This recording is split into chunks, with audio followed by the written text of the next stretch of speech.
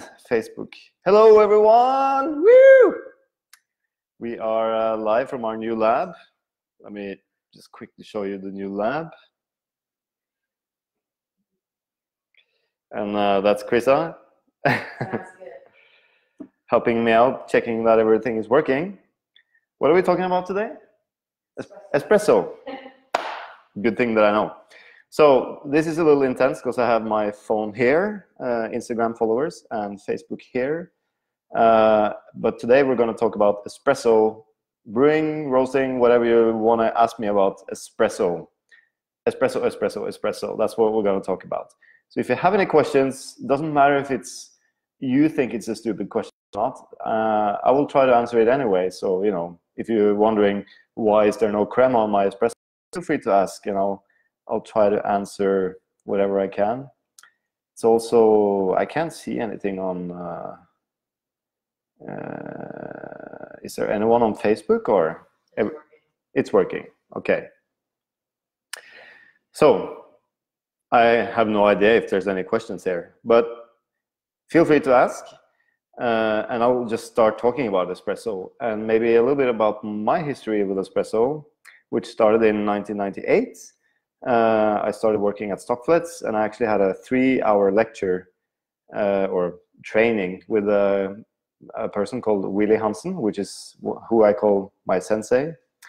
And back then, you know, it was all about touching and feeling. So he was teaching me in like a 2-hour training how to touch the coffee and feel the coffee and look at the coffee and just to see if it was going to taste good or not. So we would, for instance, cram in as much coffee as we could in the filter, and then the pour should look, you know, slow and very viscous and dark in color.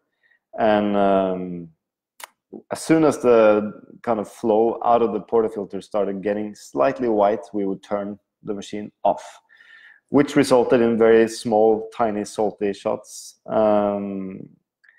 And then we under-extracted the coffee, so it was sour. So what we did to compensate for that under-extraction, we had to roast darker. So there's many reasons why we under-extracted. First of all, we had too much coffee in the filter and not enough water going through the coffee. So then it's really difficult to extract enough. And then we also had very bad filter baskets that was made not in the best way, and they were inconsistent. So if you ground at the finest that you needed, you would not get any water through. So you had to grind coarser, hence you under-extracted. So we kind of compensated with that by roasting darker. And then when we started measuring extraction and getting filters, the VST baskets, when we started getting those and we're able to extract, you know, 20% from the espresso tasted awful. And that was because our roasting was too dark. So then we gradually started roasting lighter for espresso as well. So that's a little bit about the history. Today we're working much more with measuring in, so measuring the grams, the dry dose into the filter, and then also measuring how much water we get in, or espresso we get into the cup. And we're normally working on a 1-to-2 ratio, so 1 part espresso, say 20 grams in a 20-gram filter, and then 40 grams of espresso out. You can go more as well if you want it slightly more diluted, or you can go slightly shorter to get it more viscous. Hello, Tim. In your opinion, is there styles of espresso in terms of flavor, acidity? Definitely. So just had a complaint from a customer who had looked forward to come to our store, had heard about the store, and she sent me a direct message on Instagram saying she was very disappointed with the espresso. It was acidic and not as round and kind of robust as she was used to. And she was used to drinking pre-ground Illy coffee made on her Rancilio espresso machine. And that will create a very, very different style of espresso than what I'm looking for at the moment. So we're roasting quite light, so that means we get a lot of acidity in the cup. But we're aiming for very high extractions, which means you also get a lot of sweetness. So that kind of balances out that acidity. Our style of espresso is best drunk at lower temperatures, whereas if you have a darker roast, very short shots, drink it at hot, because then it's less bitter. Oof, too many questions. Are you able to help me out here? Or? All right, I'll just go to one here first. Hello, what are your arguments as to why Italian coffee is bad? There are many reasons why Italian coffee is bad. The main reason being people don't want to pay for espresso. And I think there was a law, I'm not sure if it's still around, where it was supposed to only cost €1 if you bought an espresso in the bar. And of course, as a bar owner, salaries are going up. The espresso machine is expensive. Rent is going up. All the costs are going up.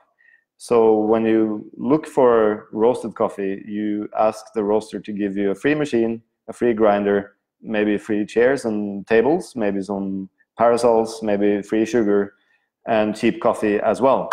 And nothing is free, as we know. So that means that people, or the roasters, will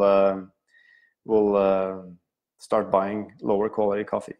And I knew an importer in Italy that imported a lot of green coffee for many roasters in Italy. And he told me many years ago that he had almost stopped tasting his coffees because he didn't enjoy it anymore, because they were buying, you know, lower qualities for their customers, and which is a bit sad. But hopefully people like Francesco Senapa can change that. He's a star barista in Italy, and Starbucks just recently opened in Italy. So hopefully the culture will change over time and people are willing to pay a little bit more for the coffee and also buy better quality coffee. Having said that, there's something romantic about drinking really low quality roasted coffee in Italy. I just love the culture, a little bit of sugar in it. You know, it has its own flavor, so it's a different thing, I think. Oof, so many questions. Krisa. What percent development are your typical espresso roasts? This is by Rob Stein. Rob Stein asking, what percent development is my typical espresso roast?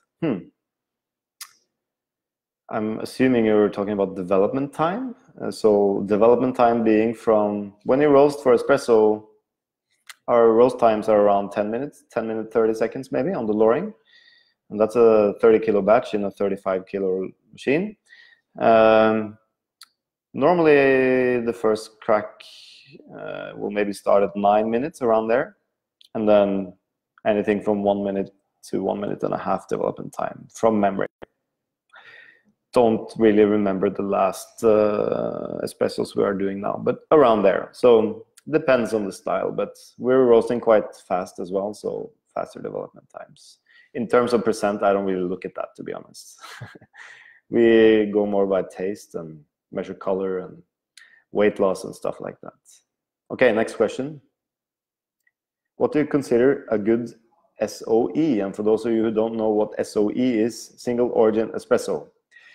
Well, that's a very easy question to answer. I would say any good single origin green coffee will taste great as a single origin espresso.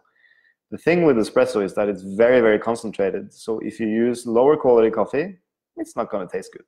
So you need to have the highest quality coffee when you make espresso. Not like everyone or most people are doing, buying some cheap Brazils and then adding some, you know, Kenya or something to add some flavor.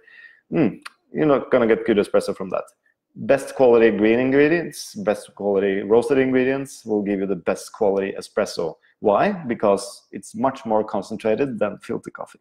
So if it's not good quality ingredients, it's going to be much more concentrated bad flavor. Not a good idea. Okay, how do you create a signature blend in your shops? What do you watch for? Actually, I don't blend coffee. I have nothing against people who blend coffee. I think that's an art by itself. But intellectually, I don't find it interesting. I want to taste where the coffee is from and the kind of true characteristics of that particular coffee. And that's what I find interesting personally. So I want to taste a coffee from El Salvador. I want to taste the difference from that to another coffee from El Salvador. I want to taste, you know, different varieties from one farm. I want to taste an El Salvadoran coffee versus a Colombian coffee, and so on. If you mix all these coffees, you know, it becomes a little bit more generic. So I'm more of a single origin kind of guy. Whew, what is your experience with green pre-shipment samples? What is my experience with green pre-shipment samples? My experience with green pre-shipment samples is that they should taste the same as arrival samples. I always ask for them. You have to remember that I'm working mainly with the same producers every year, so I kind of know how they produce the coffee, and if the pre-shipment sample is good, I can expect to get that same coffee arriving in good condition. Before, it didn't used to be that way, but that's before we started being in control of all the steps from the farm to the export part. Oof, many questions. How do you decide the length of espresso development roast? Thanks, Tim. Well, as a roaster, we don't really theorize too much about our roast. We actually just do some testing and then taste it afterwards. We measure extractions, and we also measure the color of the roast. So we kind of know the window of what roast degree we want. And then we taste the coffee. If it tastes very sour, maybe we need to develop it a little bit more. We look more on the roast curve as a total, and also try to combine that with taste. So don't really theorize too much about development times. Tim, I love your philosophy about espressos. Coming from Sao Paulo, even the best specialty coffees here use the most traditional coffee for espressos. Yeah, and that's a good comment. I find the same actually all over the world. People tend to choose coffees that has lower acidity, and people buy coffees that are good for espressos. In my opinion, again, the best quality coffees are always the best ones for espressos, because you want a really sweet coffee, you want a really flavorful coffee, and you can also buy coffees with lower acidity, and I also do that, but I also buy coffees with high acidity, like Kenyan coffees, and we really love to make espressos with those because they're so easy to extract and easy to taste sweet, but they will have acidity and fruit flavor. So I think, variation is good for customers to be able to explore coffee, so that they don't just think that espresso is one flavor. Espresso is just a brewing method, so you can taste whatever you feel like, depending on the ingredients you use. All right, most of the questions are on Instagram today. Oh, no, I'm not scrolling down here. Hello, Tim. I'm Lutfi from Bali, Indonesia. Hello. I wanted to know to measure our roasting whether it is developed or not by using refractometer. I was trying to roast lighter to highlight tangerine sweetness in our Balinese coffee and using Mater Major grinder in our shop. All right, so what is really important when you use refractometers to measure for underdeveloped coffees, you need to kind of have a reference. So I've only experienced a couple of times where I'm normally with a certain grind setting and a certain extraction time and so on. Let's say I'm extracting an espresso for 30 seconds and can normally get, a 22% extraction from that. If I all of a sudden have a coffee that I'm extracting for 30 seconds and I can only get 17% extraction, for instance, with that time, that tells me that it's probably not the best roast. It might be baked, meaning this roast was very slow, or it might be underdeveloped. But you can taste underdeveloped, taste more like hay, green, herbal. The baked one will taste very roasty, flat, no sweetness, burnt. So that's kind of the tip. So we use it, in our store every week to see if we can extract to the levels we expect, and by doing that we can actually see if we need to change the burrs of our grinders, or if we are our roasting is off. What do you think about coffee in the US and Japan? Well, like any other place in the world, they have really good coffee and also really bad coffee. It depends on the shop, the roaster, the barista. That's what I think about that. Have you encountered some that you would guess are overhyped fads in espresso? Anything new that you think will stick? Trends in espresso. Well, yes. I think distribution tools are, I wouldn't say hyped, but I don't find them too necessary. If you're good at dosing and distributing, they don't really, I haven't at least found a significant difference by using those. They just add a lot more time and stuff you need to do. Also, tamping machines where you can vary the pressure of the tamping. In my experience, at least, tamping pressure doesn't really affect the extraction at all. Whether you tamp or not, that affects the extraction. But the pressure inside the brewing chamber during the brewing is much higher than what you can tamp by hand. So, and also the water, when it hits the puck, the coffee puck start to expand straight away. So it's just to make sure that the water doesn't kind of create a hole in the puck. So that's my maybe 2 answers to that. There's probably some more. Hey Tim, what is your Agtron range for roast level? I don't remember Agtron scale, to be honest. We use the color track and we rarely use the conversion. Our color track range is about 51 to 53 for espresso now, depending on the coffee. So you should probably Google if there's a conversion scale available for that. I know that color track has it, I just don't remember from my head. Also, are you refracting, I'm guessing, your cuppings to check roast solubility? I used to refract or test the extraction on my cupping bowls a lot.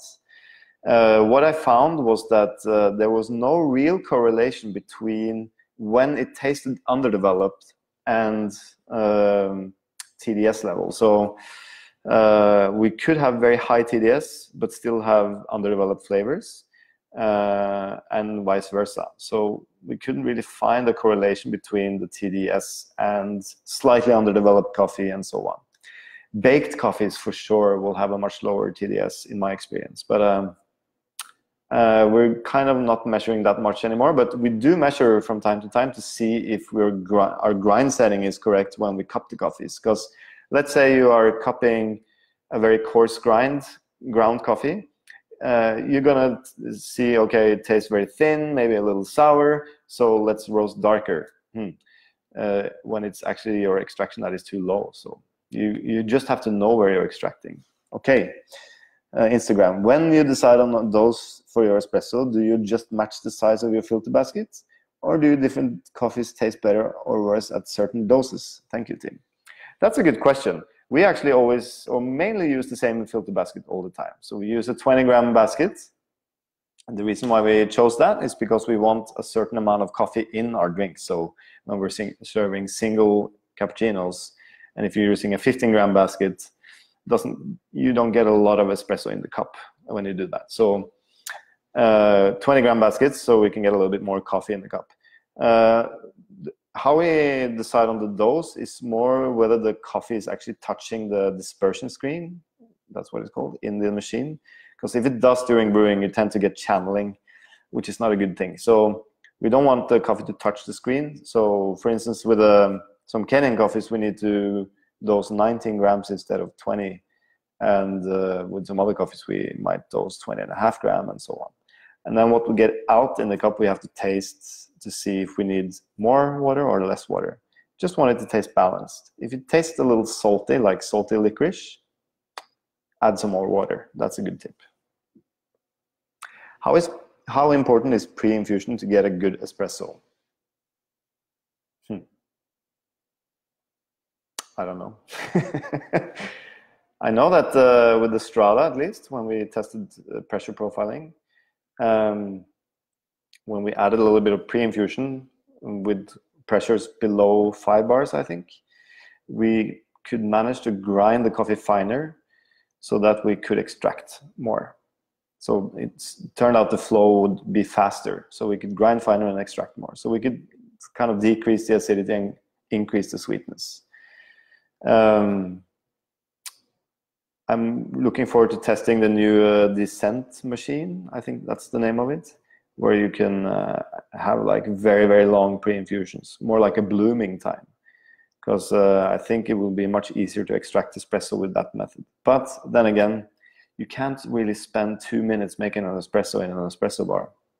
Needs to, you know, I don't want to stand in line waiting for a coffee more than I do now.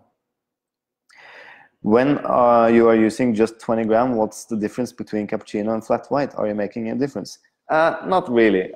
We in Norway, like flat white is not a big thing in Norway, but we have a lot of tourists asking for it, and then we'll just, you know, basically make a latte.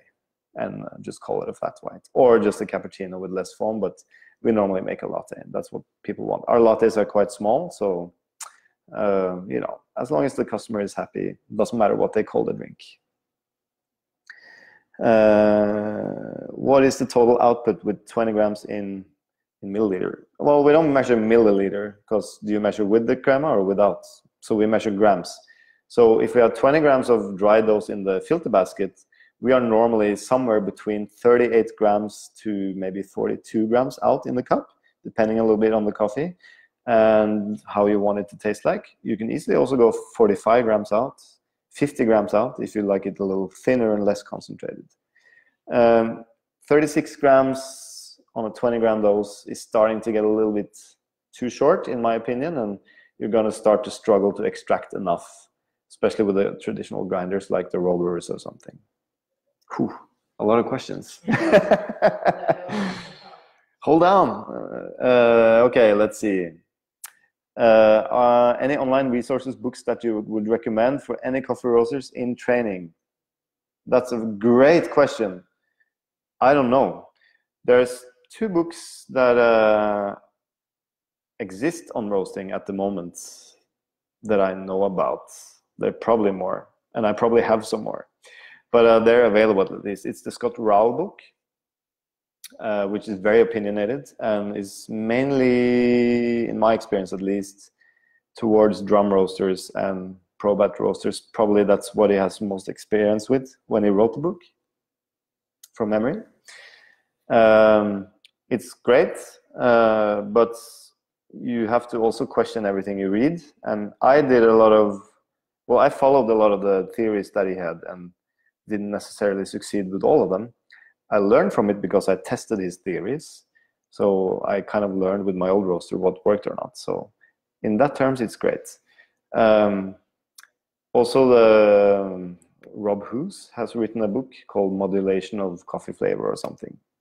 That's also a good book to read. But again, it can from time be a little opinionated, and what works on one roaster doesn't necessarily work on another one. So the good thing about reading books that are opinionated is that you get to question stuff, and you can question them and test things, and it's important just to read about roasting. So the more you read about it, the better it is. Online resources, I don't really know if there is any. So I would just highly recommend going to symposiums like the Nordic Roaster Forum that's going on next week, for instance, where you can meet other roasters and talk about roasting with other roasters. That's how I've learned. And tasting other people's coffees next to your coffees is probably the best way to learn. Hi, Tim. I have a dual boiler espresso machine at home. Does the fact that I do not empty the boiler every time, every time I turn it off, affect negatively the taste of my espresso?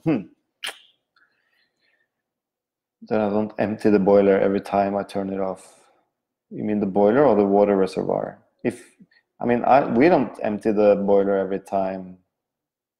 What can happen is that if you have a lot of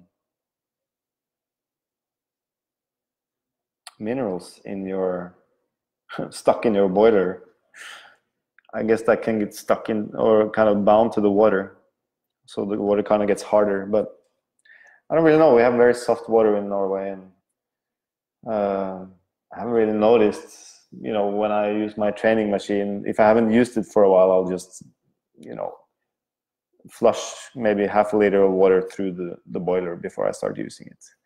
So that's what I would recommend. But if it's from day to day, I would taste it. If it tastes bad, then do it. Just taste the water coming out of the group. I would pay much more attention to actually cleaning the machine. That's probably what you need to do the most. Too many questions.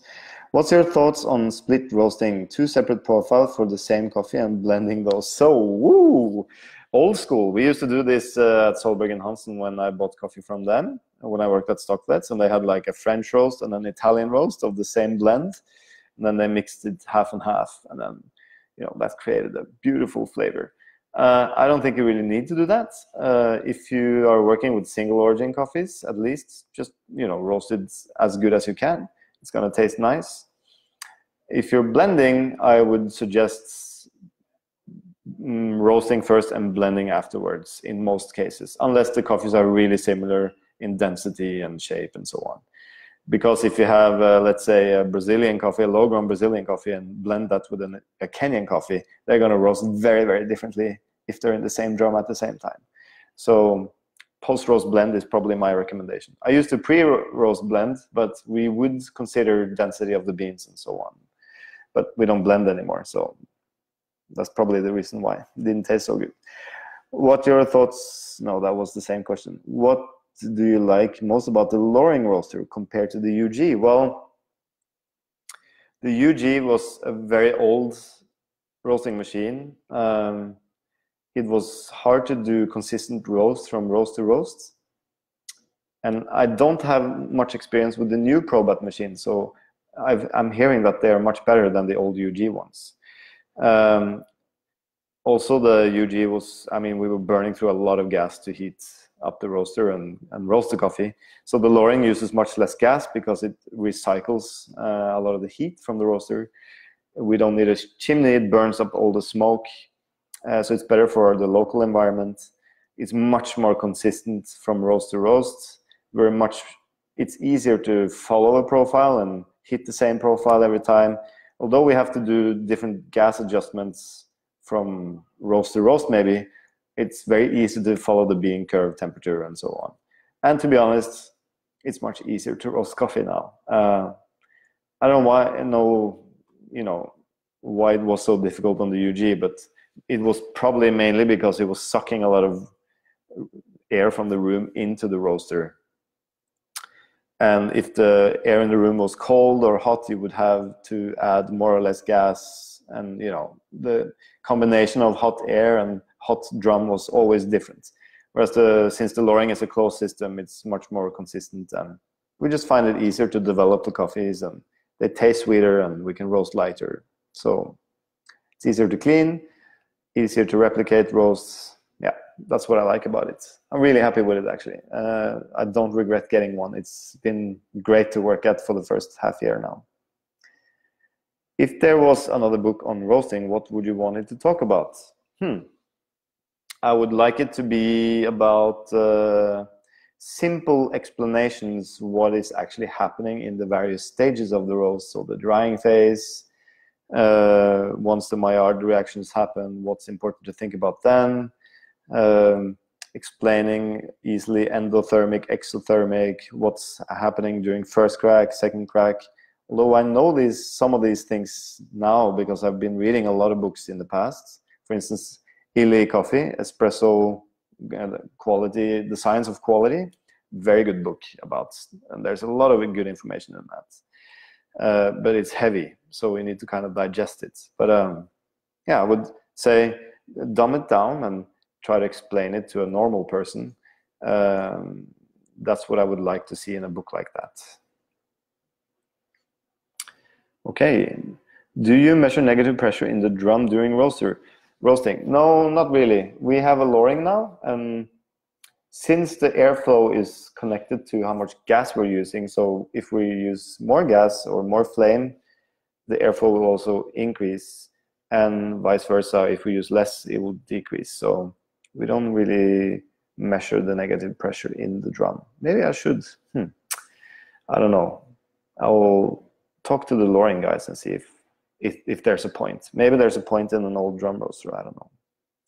With the old drum roaster, we at least had a variable frequency drive on the cyclone fan, so we could adjust the speed of the fan, meaning how much airflow we would run through the drum. Best espresso milk ratio, cappuccino, flat white. Well, if I'm to drink a milk drink, it would be a cappuccino. I like them creamy, foamy, not too much milk. I rarely drink milk drinks though, and if I do, it's normally our cold cappuccino, Alfredo. Here's another one, regular or bottomless portafilter? Well, either or, I would say. If your portafilters are clean, which is very easy when you have stainless steel ones, you can use those. If you are not able to clean your portafilters very often, use the bottomless ones. So I like to drink single shots from time to time, but have converted more and more to double shots. So I guess we could use either or. Yes. Hello, Tim. What do you think about 36 seconds extraction if the coffee tasted amazing? Well, my opinion about 36-second extraction is that we often do it, actually. I don't care about what time it is. So in the old days, espressos had to be extracted at 25 seconds, always. That was the rule. But what if it didn't taste good? What if it tasted better on 28 seconds? Well, that's what we're doing now. So we're measuring the extraction, and some coffees are extracted well at 30 seconds, some need 35 seconds, some need 25 seconds. It really depends on the solubility of the coffee, the grinder you're using, the machine you're using, the flow of the water through the machine, what pressure you have. There's so many variables that will affect how you can extract your coffee. So it really depends on the total system, grinder, machine, coffee, water, everything is related. So if you change one thing, you probably have to change another. That's what I think about that. So keep an open mind. What's important is that you have good extractions and that the coffee tastes good. That's all that matters. That's all the customer cares about. They don't care if the espresso was 25 or 20 seconds. They just want to have a good espresso. Hi, Tim. What is missing in printed conversations on coffee roasting? I don't know. I think the pursuit of the perfect roast should be deleted from any book, because what I feel is a very, very good roast might not be what you think is a very good roast. So to make people understand that are more roads that leads to paradise, and maybe describing different styles and how to get to those styles when you roast coffee could be a good thing in a book. Hello, Tim. What do you think about cleaning in coffee machine? How is the best routine for you? So, we normally do a couple of back flushes during the day. We definitely clean the filter basket and portafilters many times during the day. And then we clean back flush and clean everything with detergent at the end of the day. So that's what we do. Depends on how much you use the machine. If it's really dirty, clean it. Clean machine is always better than dirty machines. Have I missed a lot of questions? Yeah, yeah, sure. How does a Norwegian or Canadian get to see your new roasters? How does a Norwegian or Canadian, is that Geir? Geir. Why don't you just come by? I'm here on Tuesday at least. No, I'm not. Pop by. We're here every day. At least some of us are. Our new roastery is at Tøyengata 29. So if you're in town and want to see our new roastery, you can always pop by and see if we have time. I don't think we're gonna get a huge amount of people running down our door. So I think that's the best answer to that. We're normally here between 8 and 4, at least someone in the office.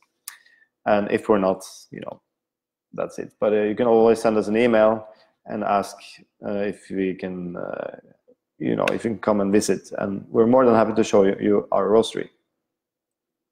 How many seconds do you recommend for the espresso? 20 grams in, 40 grams out. I think I just answered that, but it depends on the coffee, the machine, the grinder, the filter, and so on. Normally with our coffees, they're normally best around 30 seconds, maybe to 32, 33 seconds, if you're using a Robur, a La Marzocco, and so on. So it's really difficult to answer. I would much rather say, look for extraction. Normally, you should at least extract 20% of our coffee, at least.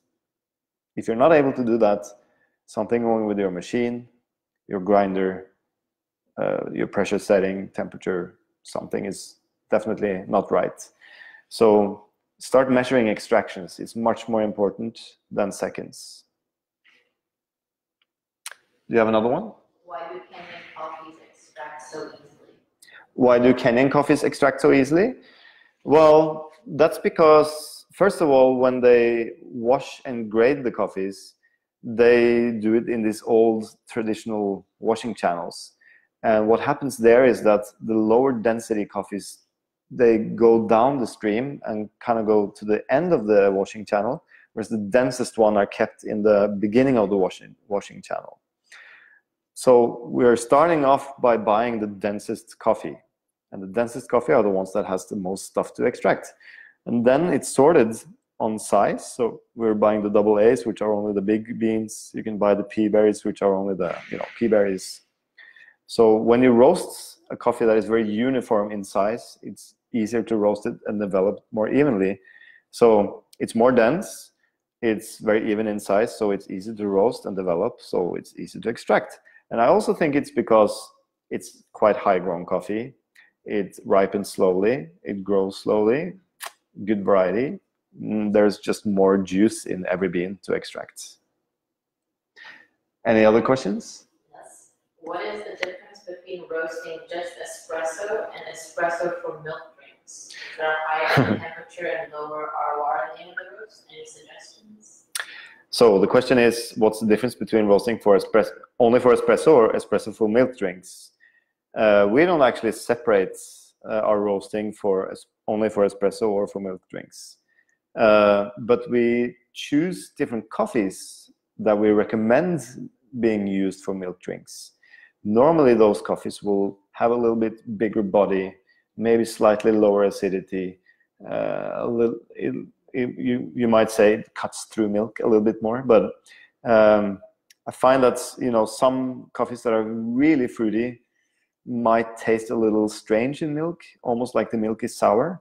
So we purposely select green coffees when we buy green coffees to go for our milk drinks. Sometimes we're surprised, so at the moment we're serving our Kenyan capsaicino in most of our milk drinks because it just tastes fantastic.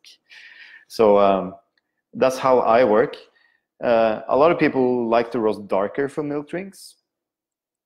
I don't think necessarily it tastes more coffee from that, but it'll taste more burnt and bitter. So if you want your milk drinks to taste more coffee, guess what? Put more coffee in them or less milk.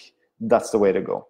So let's say you're using a 20-gram filter and you still think your lattes are a little weak. You don't want to go down on size. Well, maybe you should use a 22-gram filter and add a little bit more coffee into that drink. That's a good solution.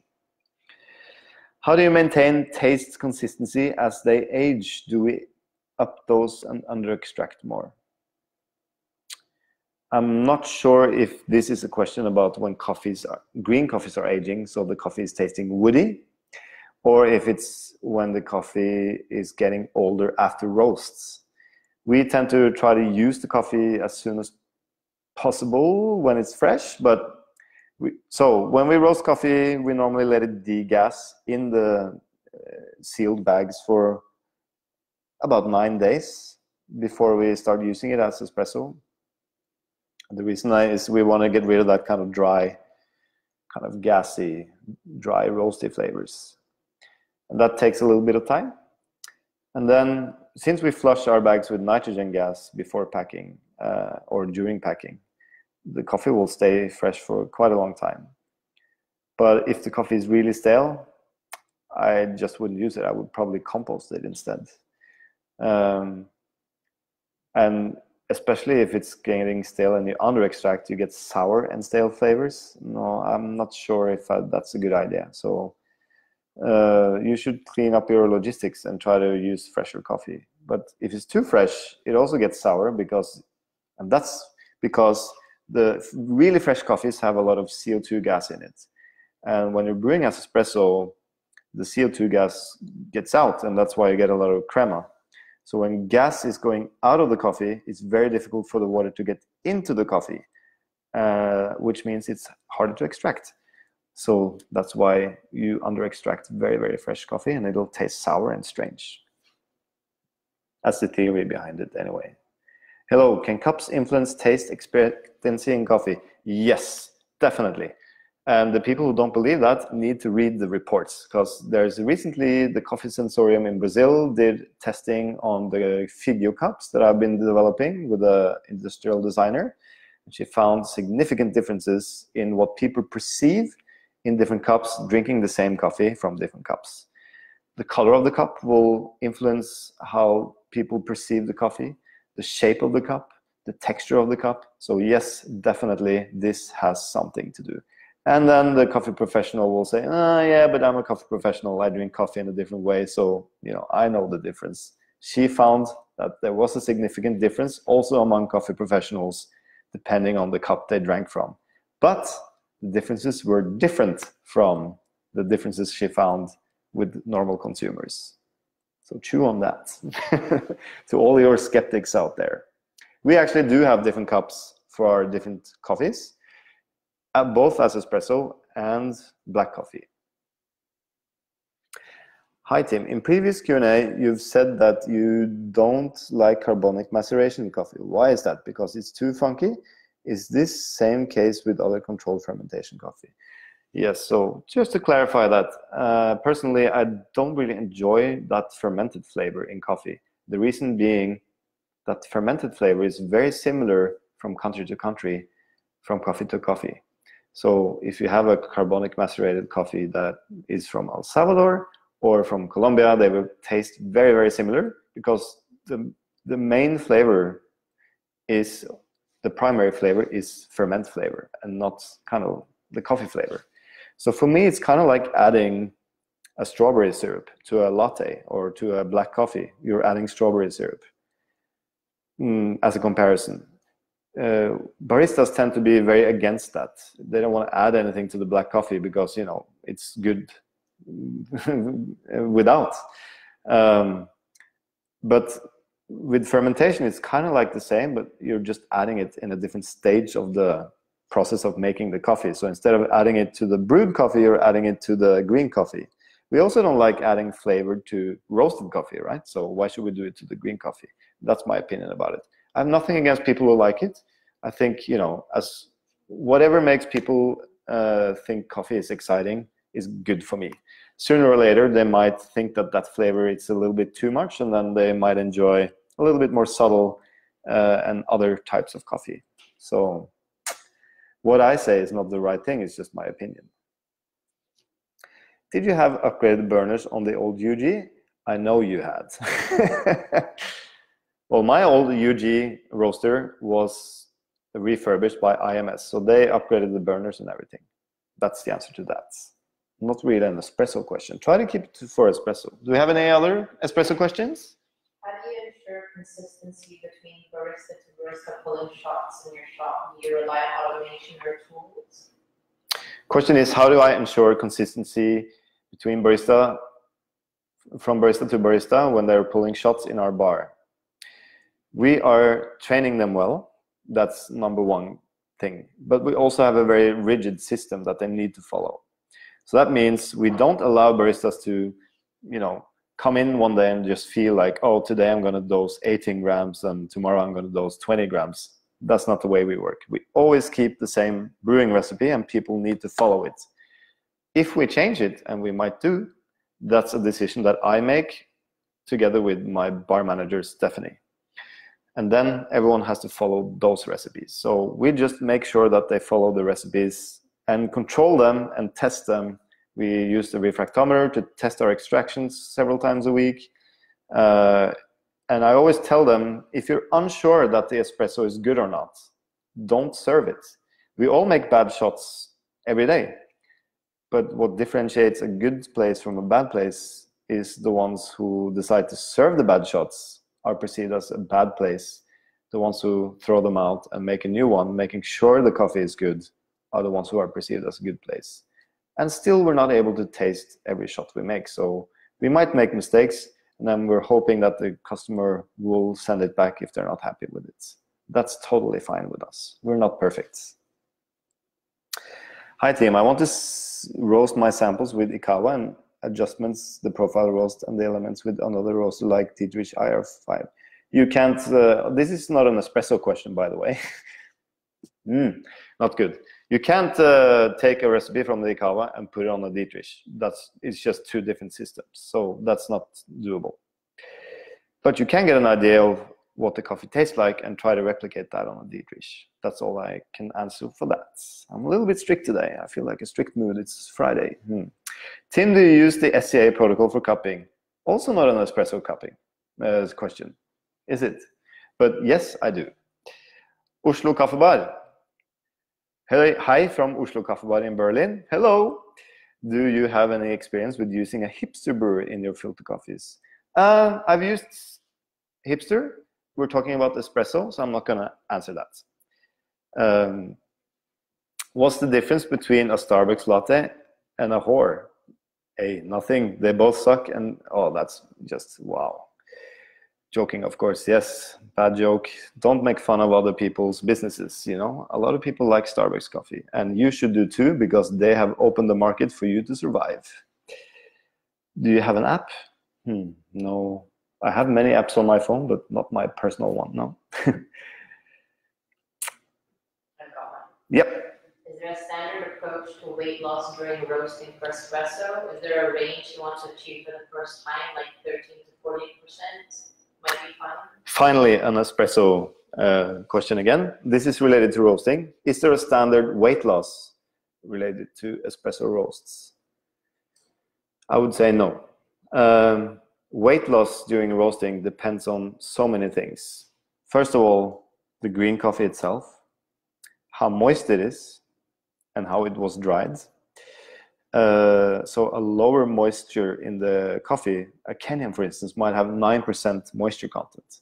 So you're not going to expect to have 20% weight loss on that, unless you roast it to charcoal. So it really depends. So if the coffee has 12% moisture or 9%, big difference there. Also, the type of roaster has a lot to say and how much airflow you are using. So the Loring, for instance, has a little bit higher weight loss. I'm not sure if it's because the coffees are more developed, even though they're lighter in color, or it's because it's a hot air roaster, so it kind of strips away a little bit more. I don't know. Someone has to tell me. Someone smart has to tell me that.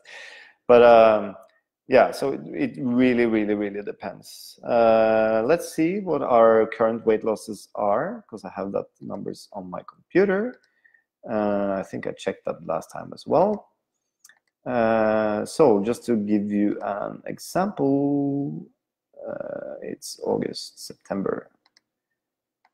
This week we roasted our Tamana espresso, had a weight loss of 12.35%. And that coffee has 10.5% moisture. The total roast time was 11 minutes, or 10 minutes 59 seconds to be precise. So there you have that number. On our Capsucchio espresso, the weight loss was 12.25%, and the Capsucchio green coffee has a moisture of 10% moisture. So you see, pretty much the same. Okay, next question. Have you tried vegetable milk or cappuccino that is not so bad? Yes. We actually tested yesterday. Stephanie and I tested alternative milk for our coffee shop, and they actually found one that was pretty nice. It was an oat milk, not Oatly, but another one. So we are actually going to start offering that next week, I think. It did taste different, so we are actually selecting a specific coffee for that drink. The first one out being Capsucchio or Kenyan espresso. That just gave the drink a little bit better flavor. And you were actually able to taste the coffee quite well through that oat milk, because the oat milk wasn't too strong in flavor. But we needed to have double shots even in a cappuccino, because it tasted just strange with single shots. So, that's the way it is. So yes, it does exist, but it's not perfect, and I'm still looking for the perfect one. I wouldn't say milk is perfect either, just to have said that. Visited the La Marsoca Cafe. They had your coffee before, loved it. Are you going to work more with them? Oh, thank you for loving the coffee. We did get a lot of good feedback from that, and we also got a lot of people who were just, what the hell is that? That's really strange in flavor. I'm really hoping that we could do another residency in Seattle with the La Marsoca Cafe, so that I could actually go there myself, because last time I unfortunately was too busy to be able to go. So I'm really hoping we can do that again. That would be awesome. Advice on tasting espresso to find that sweet spot. How to improve your palates. Well, a good thing if you don't really know, if you don't have a refractometer, for instance, and you're wondering when the coffee is sweet, I would say it's pretty difficult to over-extract espresso. Very difficult, actually. It's very easy to under-extract. So just go fine. Let's say you make a shot at 40 seconds, make a shot at 35 seconds, make a shot at 30 seconds, make a shot 25 seconds, and taste them side by side. I'm pretty sure you'll taste the difference, at least in acidity level. I don't mind slight bitterness, and as long as the espresso is sweet, that's what I want. I hate sour espressos. Also tasting many different espressos, also going to other coffee shops to taste espressos will increase your reference points, so that's a good thing. Is it important to have organic coffee? And this is not an espresso question, but I will answer it anyway. Yes, I believe so. I think we talk about sustainability all the time. I don't think the agriculture we're doing at the moment is sustainable at all. So yes, organic coffee is the future, I believe, truly. That's why I have a farm where I'm trying to test biological farming practices to see if we can have at least the same yields and better quality. So far, not so good, because I live in Norway, my farm is in Colombia, but I'm determined to try to prove that this can be done, and I think it can. So yes, it's important. Hopefully we'll see more and more of it. Hi Tim, how could you solve astringent flavor in your coffee? Astringency can come from many things. With espresso, it can come from dirty machines, can come from under extraction, will give you astringent flavor with a lot of sourness. Very slow extractions will also give you astringent flavors, but with more bitterness. If you're using dark roasts, baked roasts, it will taste astringent. If you're tasting underdeveloped roast, it will taste sour and astringent. If your roasts are too fresh, it will taste dry, sometimes astringent. If your water is too soft, it can taste astringent. So there's so many reasons for astringent flavors. If you have bad green coffee, it can taste astringent. So you need to start isolating all of those factors one by one, buying better green coffee, work on your roasting, measure your extractions, work on different extractions, work on your grinder bursts, so many things. Just start, it's fun. Hi Tim, if you will receive not enough clean green coffee from one of the farm you are working with, what you will do? What will be your reaction? Finding clean coffees there is not an issue. They might have a bad year, for instance, where the coffees aren't fantastic. We still buy them, actually. That happened with the Caballero coffees 2-3 years in a row because they were hit by leaf rust. They had some problems with the climate. We actually bought slightly less coffee, but decided to pay a little bit more for it to compensate for it. So the coffee was still sweet and clean, but didn't really have that kind of extra oomph that we want in the coffee. So yeah, we need to, of course, handle that when it happens. But most of the times they produce more coffee that I can buy anyway. So we will buy as much as we can for a good price, and then they will have to sell the rest elsewhere. So in roasting, you put roast color, weight, loss, moisture retention in making a consistent roast. Yes, so that's a roast question. Why don't you ask espresso questions? God damn it. Look at my roast Q&A, that it's on YouTube. But yeah, we look at roast color, moisture loss, the total roast curve. We also taste. So many factors to make sure it's consistent. Do you use syrup? That's an espresso question. Yeah, we actually do. We make our own star anise syrup that we use for one of our iced coffees. So that's the question to that. Hi from Singapore. Tim, why the musser on your espresso bar? I'll tell you why I use musser grinders on my espresso bar, because it's the only grinder that can consistently make consistent espressos when we have a line out the door. I have a 3-phase master grinder with very big burrs, and so far I haven't found a better alternative. Yes, there are grinders that have more even grind particle size distribution and so on. The problem with those is that as soon as we have a line out the door, we have to start adjusting. They start becoming inconsistent. That's our experience, at least in our bar. So that's why we use the master grinders. I would love to change them because I'm not 100% happy with them. So I would love to have a better espresso grinder. Please make one. We need a better espresso grinder that doesn't make the coffee hot.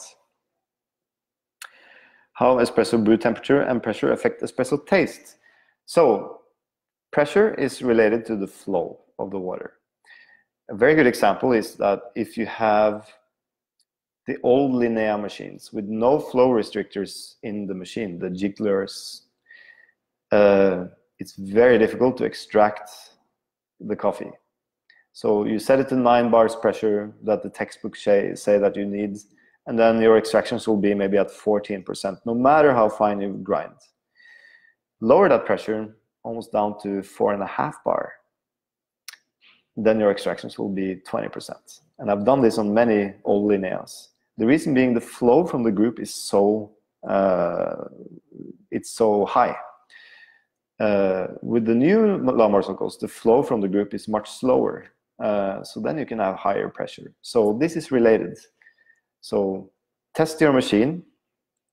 If you are not able to extract, let's say you start on 9 bars. If your extractions are consistently sour and low in extraction, you can try to raise the bar a little bit, so to 10 bars, for instance. If it tastes good, then fine. If you are getting 20% extraction easily, fine. If not, then you can go down 1 bar and all the way. You should be able to find the pressure where you can extract the most from your coffee. If you're unable to extract at all, which can be the case, where you have doesn't matter the pressure, you always have low extractions. It's probably your grinder.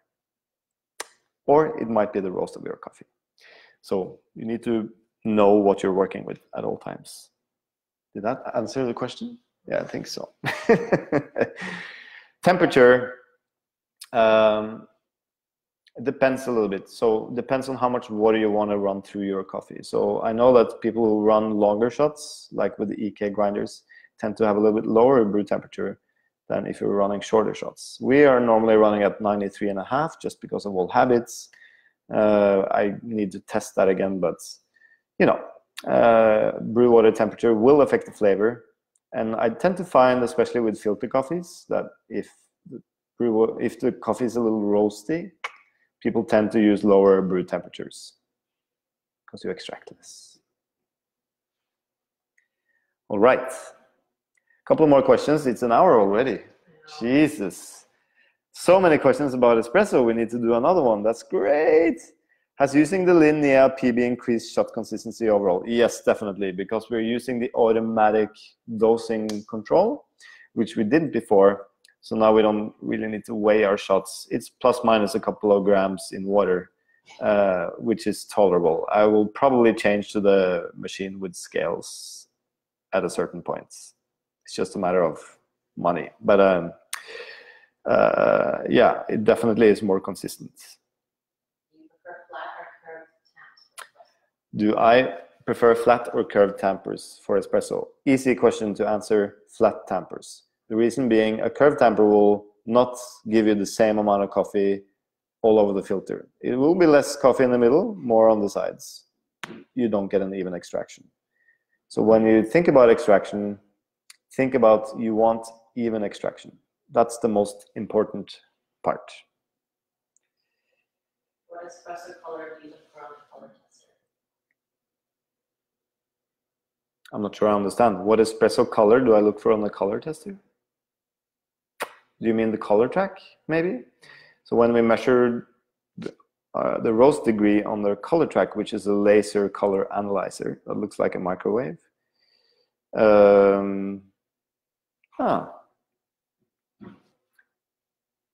we lost our Instagram followers. Well, that's it. I will end the session with that question. But with our color track, our normal espresso roasts are somewhere between 51 to 53. That's the scale we're in.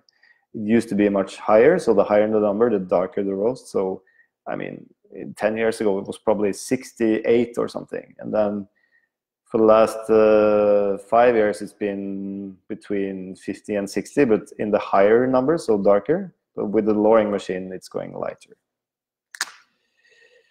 All right, I think that's it, because Instagram actually just shut us down. So we don't want to discriminate the Instagram followers. I'm sorry if I didn't get to answer your question. I think there's a way I might be able to do that in the comment field. But it looks like we need to do another one of these sessions on Espresso pretty soon, because there were so many questions. And thank you for tuning in. I really appreciate it. And have a nice weekend. Ciao. And, one more thing. The videos will be available on YouTube. So subscribe to our YouTube channels. We had done other Q&As there on roasting, farming, coffee brewing, and so on. So if you like these, just please comment there as well. And then we will try to summarize all those questions and put those in the next session. That's it. Have a nice weekend. Don't drink too much. And I'm talking about espresso. Ciao. And